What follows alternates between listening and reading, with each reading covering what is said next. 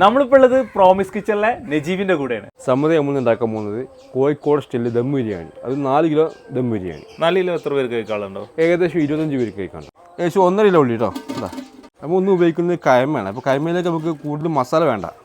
തക്കാളി ഏകദേശം 700 ഗ്രാം കേട്ടോ. നമുക്ക് ആവശ്യത്തിലുള്ള വെളുത്തുള്ളി, പിന്നെ അതുപോലെ ഇഞ്ചി, പച്ചമുളക് ഏകദേശം കൂടുതലുണ്ടാവും. ഇതാ മഞ്ഞൾപ്പൊടി, ഇതാ കല്ലുപ്പ്, ഇതോ മല്ലിപ്പൊടി, തൈര് ഏകദേശം ഒരു 300 ഗ്രാം കേട്ടോ. നമ്മൾ നാരങ്ങ പിഴിഞ്ഞിട്ടത് ഏകദേശം ഒരു 4-5 നാരങ്ങ. ഇനി നമുക്ക് അടുത്തുള്ളത് സമത് ബിരിയാണി മസാല കേട്ടോ. ഇനിയും സമത് ബിരിയാണി മസാല വാങ്ങി ഉപയോഗിച്ച് നോക്കാത്തവരുണ്ടെങ്കിൽ താഴെ കാണുന്ന നമ്പറിൽ കോൺടാക്ട് ചെയ്താൽ മതി. നല്ല മിക്സായി കുഴക്കാൻ നമുക്കിട്ടത്. കോഴിക്കോട് സ്റ്റൈല് ദം ബിരിയാണിയുടെ ഒരു പ്രത്യേകതയാണ്. ഇത് മസാല വാട്ടി തയ്യാറാക്കുന്നതല്ല, നല്ല രീതിയിൽ ഇതിങ്ങനെ കുഴച്ചെടുക്കണം.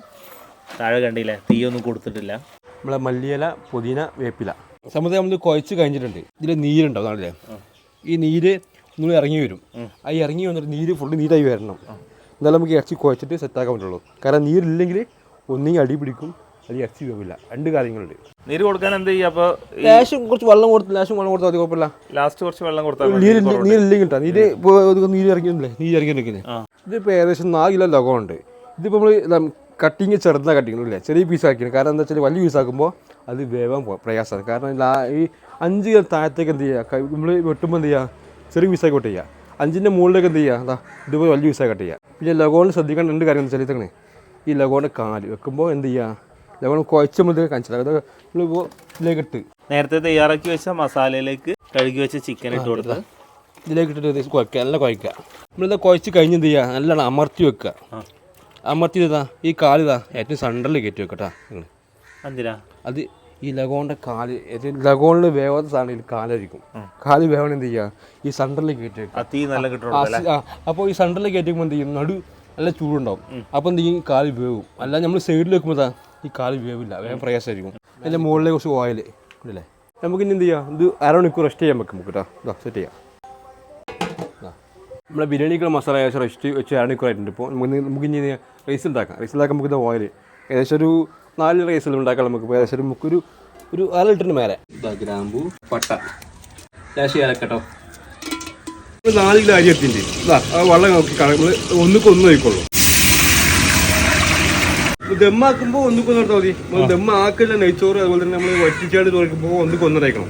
വെള്ളം തിളച്ച് വന്നതിന് ശേഷം ആവശ്യത്തിന് ഉപ്പിട്ട് കൊടുക്കുക. 1/4 മണിക്കൂർ അരി കേക്ക് കുതിർത്തിട്ടോ. കളക്കാതെ ഒരിക്കലും വറ്റിക്കരുത്. തിളച്ച് വറ്റിക്കുമ്പോൾ എന്ത് ചെയ്യും, റൈസ് പാകത്തിന് വേവാൻ ചെയ്യും, പൊട്ടുമില്ല. തിളക്കാതെ വന്നാൽ അരി പൊട്ടിപ്പോകും മാത്രമല്ല അരി ചിലപ്പോൾ കടി കെടുക്കും, ചിലപ്പോൾ അരിഞ്ഞു പോകും ചെയ്യും. ഈ ഓഫ് ചെയ്യുക. ഒരു 10 മിനിറ്റ് അല്ലെങ്കിൽ 5 മിനിറ്റ് ഒന്ന് മൂടി വെക്കുക. ആ വെള്ളം ഫുള്ള് വറ്റി പോകും. എന്നിട്ട് എന്ത് ചെയ്യുക, ചോറ് നമുക്ക് മസാലയ്ക്ക് മാറ്റാം. മസാല ചെമ്പ് കുറച്ച് നേരം റെസ്റ്റ് ചെയ്യാൻ വെച്ചപ്പോത്തിന് ഇതിൽ കുറച്ച് നീരൊക്കെ ഇറങ്ങിയത് നമുക്ക് കാണാൻ പറ്റും. ഓയിൽ ഒഴിച്ചത് അതുപോലെ കാര്യങ്ങളൊക്കെ ഉണ്ട്. നമുക്ക് എന്ത് ചെയ്യാം, ഈ മോളിച്ചോറ് ഇത് അടിയിലേക്ക് പോകും. ഇതുവരെ ചിക്കൻ വേവിക്കുക കാര്യങ്ങളൊന്നും ചെയ്തിട്ടില്ല. അതിന്റെ മുകളിലേക്കാണ് വറ്റിച്ചെടുത്ത റൈസ് ഇട്ടുകൊണ്ടിരിക്കുന്നത്. സവാള വറുത്തിട്ട് നമ്മള് ഇനി ബാക്കി റൈസും കൂടി മുകളിലേക്ക് ഇട്ട് കൊടുക്കുക.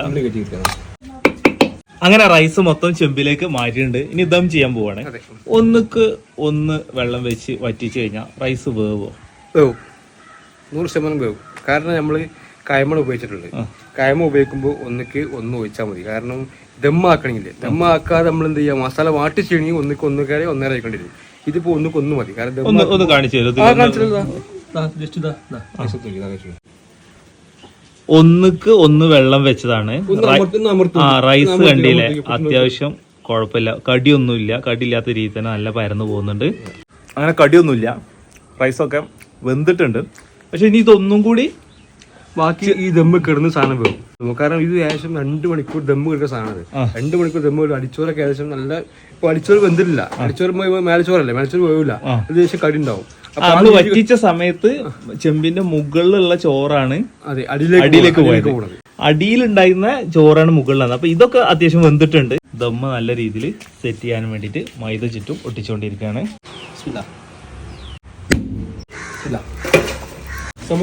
നമ്മൾ ദമ്മിതാ പൊട്ടിയില്ല, ദമ്മ് നോക്കിയാൽ പൊടിയാണ്. പിന്നെ സാധാരണ നമ്മൾ ദമ്മ് ചെയ്യുമ്പോൾ കണ്ടിട്ടുള്ളത് ചിരട്ട വെച്ചിട്ടല്ല, ഇവിടെ ചകിരിയൊക്കെ യൂസ് ചെയ്തിരിക്കണേ. നമ്മൾ ചകിരി യൂസ് ചെയ്യുമ്പോൾ സൈഡിലേക്ക് മാത്രം ചകിരി യൂസ് ചെയ്യും. സെൻറ്ററിൽ ചറ്റ പറ്റിയിട്ട് മേലെ സൈഡിലേക്ക് മാത്രം കുറച്ച് ചകിരി.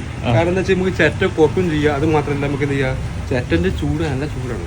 അപ്പൊ ചറ്റ അടി മാത്രം പരത്തുക, സൈഡിലേക്ക് നമ്മൾ ചകിരി വെക്കുമ്പോൾ കുഴപ്പമില്ല, നീര് വറ്റി പോവുകയും ചെയ്യും, നല്ല തീ ഉണ്ടാവുകയും ചെയ്യും. ഇപ്പൊ സംബന്ധിച്ച് നമുക്ക് ഇന്നുള്ള ഓർഡർ എങ്ങനെയാണെന്ന് വെച്ചാൽ കാറ്ററിംഗ് ആണ്. അപ്പൊ നമുക്ക് 4 കിലോ ബിരിയാണി ഉണ്ട്, ലഗോൺ ബിരിയാണി ഉണ്ട്, ഒരു 3 കിലോ കുട്ട മന്തി ഉണ്ട്, പിന്നെ ചിക്കൻ ഫ്രൈ കാറ്റലാക്കാറുണ്ട്.